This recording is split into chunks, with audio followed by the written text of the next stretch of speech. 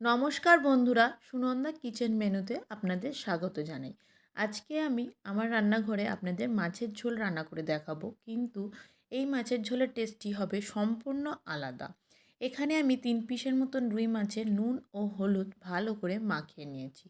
অন্যদিকে লম্বা করে পটলগুলোকে কেটে নিয়েছি এবং আলুগুলোকেও ঠিক একটু মোটা করে লম্বা করে কেটে নিয়েছি। এই রান্নাতে দেব বলে দুটো পেঁয়াজকে লম্বা করে সরু করে কুচিয়ে নিয়েছি, একটা টমেটোও এখানে কুচিয়ে নিয়েছি। এবারে কড়াইতে সর্ষের তেল ভালো মতন গরম করে নিয়ে নুন হলুদ মাখিয়ে রাখা মাছগুলোকে দিয়ে একটু লাল করে ভেজে নিয়ে মাছগুলোকে তুলে নিয়েছি। ওই তেলের মধ্যে এবারে পটলগুলোকে দিয়ে দেব। সামান্য পরিমাণে নুন দিয়ে পটলগুলোকেও একেবারে লাল করে ভেজে নিয়ে তুলে নেব। এবারে তেলের মধ্যে দিয়ে দেব একটা শুকনো লঙ্কা ফোড়ন।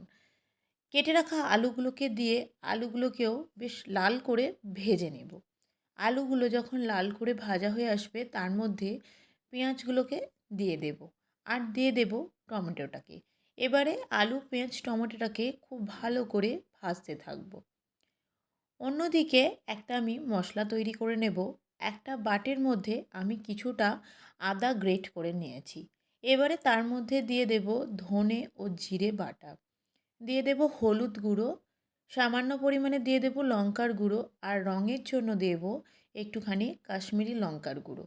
এবারে সমস্ত মশলাগুলোকে জল দিয়ে আমি ভালো করে গুলে নেব। যখন দেখব যে আলু পেঁয়াজ টমেটোটা ভালো করে ভাজা হয়ে গেছে, তখন ওই মশলাটা ওর মধ্যে ঢেলে দেব।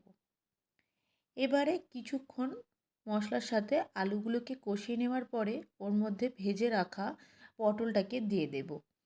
এবারে তরকারির মধ্যে দিয়ে দেব স্বাদ অনুসারে নুনটাকে। বেশ কিছুক্ষণ সময় ধরে সমস্ত সবজিগুলোকে কষাতে থাকব, যতক্ষণ না পর্যন্ত সবজি থেকে তেলটা ছাড়ে। যখন দেখব যে সবজি থেকে ভালো মতন তেলটা ছেড়ে দিয়েছে, তখন ওর মধ্যে জল দিয়ে দেব সমস্ত সবজি সেদ্ধ হওয়ার জন্য। ঢাকা দিয়ে দেব। অন্যদিকে আমি শিলের মধ্যে নিয়ে নেব 1 চামচের মতন কালো জিরে। কালো জিরেটাকে আমি একেবারে মিহি করে বেটে নিয়ে সামান্য জল দিয়ে গুলে নিয়েছি।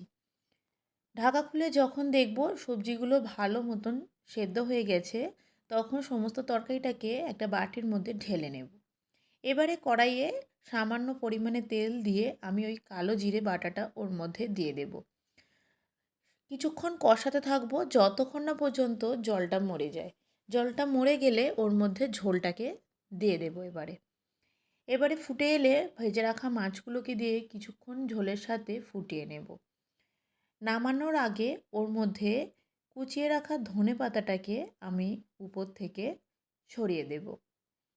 এবারে বেশ কিছুক্ষণ গ্যাসের ওভেনের মধ্যে আমি এই তরকারিটাকে চাপিয়ে রেখে দেব। তারপরে নামিয়ে নেব মাছের ঝোলটাকে। এইভাবে একবার বাড়িতে আপনারাও রান্না করে খেয়ে দেখবেন।